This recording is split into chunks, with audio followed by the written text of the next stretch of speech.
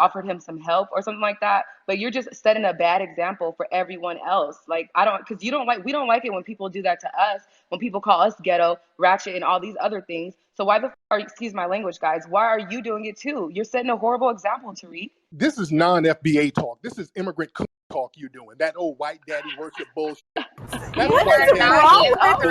You're sick.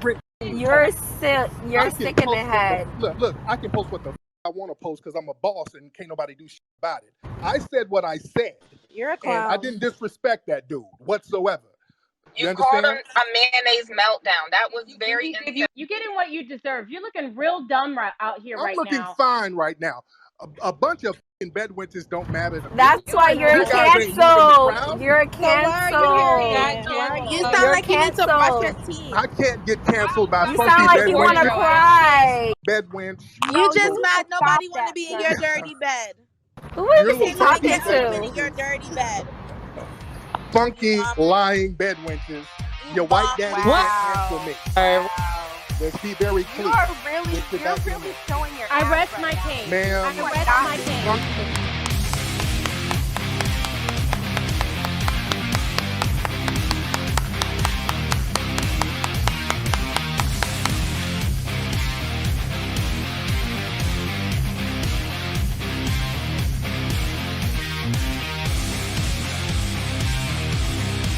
What's going on, everyone? Jeremy here from The Quartering, and I'm so very proud of all of you.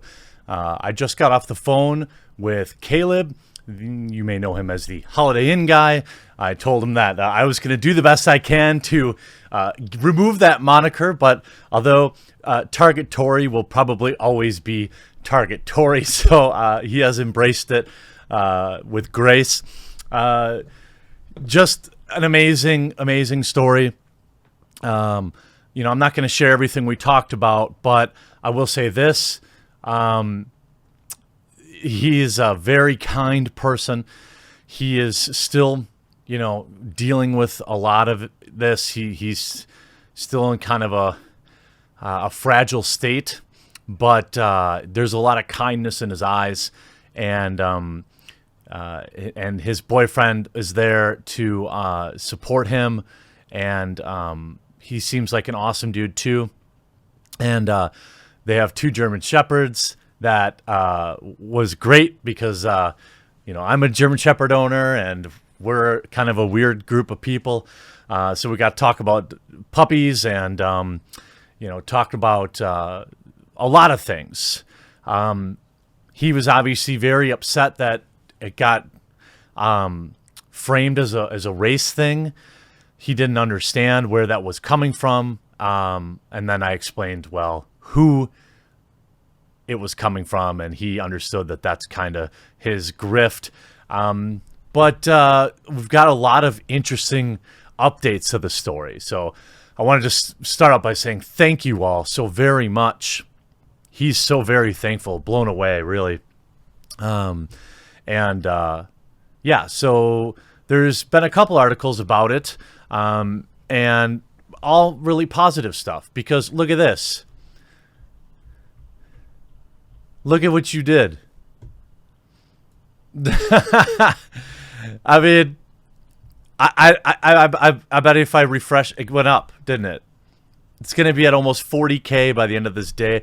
I implored him to spend it on, you know, taking a vacation. We talked about some areas that he's always wanted to go. I said, people want you to go relax. And then, you know, he talked about a little bit about his next financial or his next career moves, which I'll leave that to him. But he's got his head on right about this, and I feel really, really good about helping him. You see here on RT, or here even on this one, distraught. Of course, again, this isn't about him being gay, but it's because it's on LGBTQ Nation. It's a part of it. But distraught employee has a breakdown after customer hurls slurs. This, quote, activist mocked him. He did. Tariq Nasheed absolutely implied that this was racially motivated. It wasn't.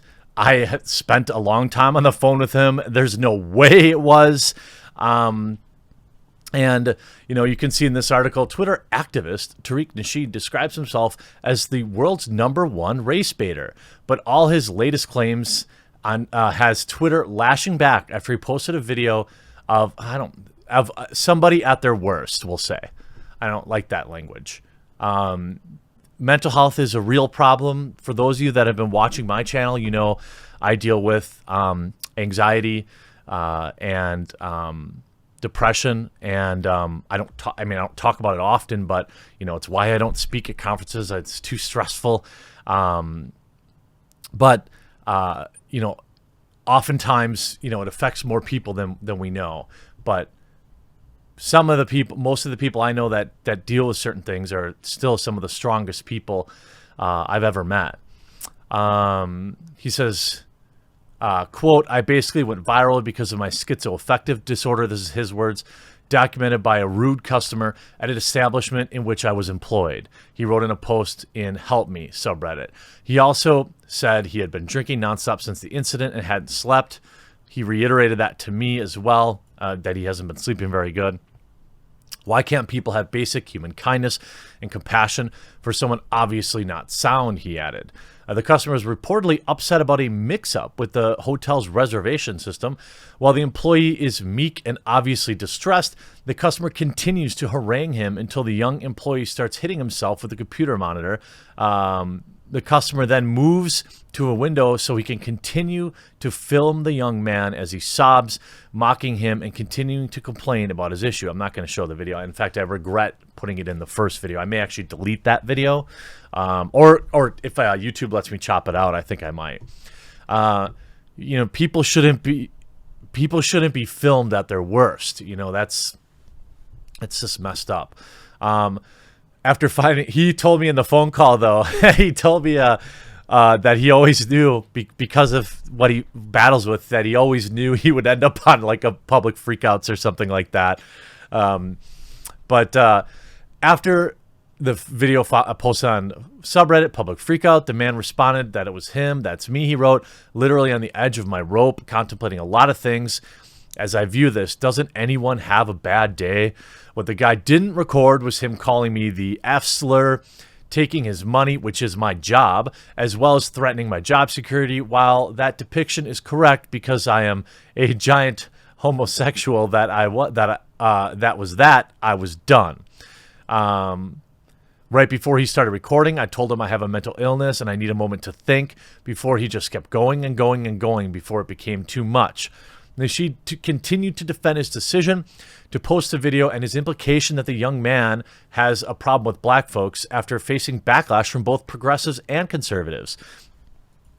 The Holiday Inn video post that went viral has a lot of of course, the supremacists using the man's disorder as a way to project their anti-black feelings. He tweeted after this grotesque post drew the ire of the internet. He also claimed the employee was drinking on the job without any proof. He wasn't.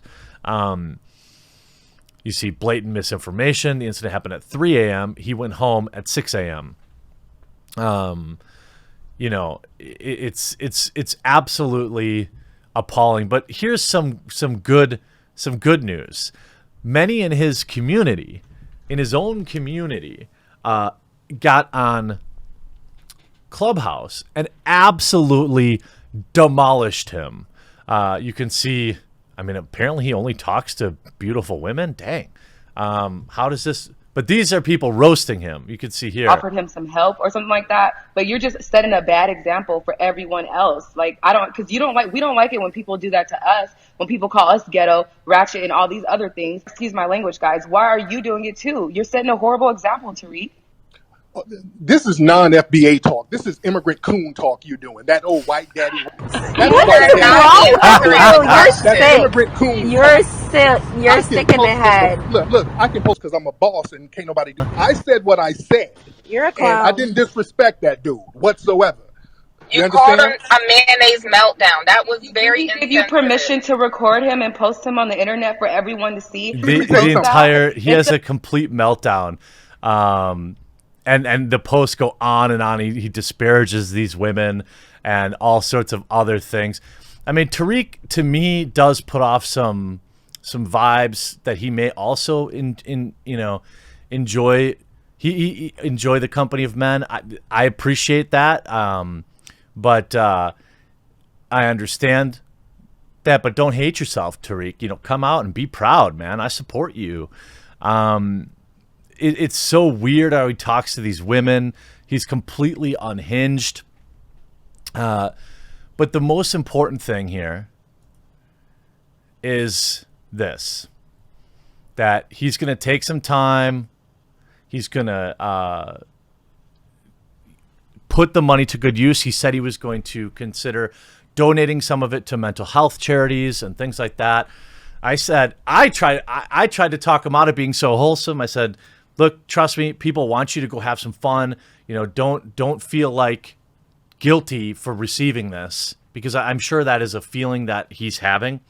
I put $500 in because I want you to go, have a nice dinner with you and your partner and not worry about it. I want you to be able to pay your rent while you figure out what you want to do with your life in terms of employment, obviously. And I'm sure that most of everyone else donating feels exactly the same. And these comments are just so awesome. So awesome. I mean, thousands and thousands of comments, people just being so kind. It's hard enough dealing with invisible illnesses that healthier people don't understand. Having your struggles broadcast to the internet and painted in a false negative light by people with any kind of platform is unnecessary and unfair. I hope what little I could give helps. Get a pizza or two on me. $50. That's not a little amount. Caleb, I hope you, get your way through this. I told him that we could try and arrange some sort of play date for our German Shepherds. He's a fellow Midwesterner, but regardless, thank you all for being so awesome. Thank you for helping this dude. And the internet can be a great place sometimes. Hope you enjoyed this video. We'll talk to you again real soon.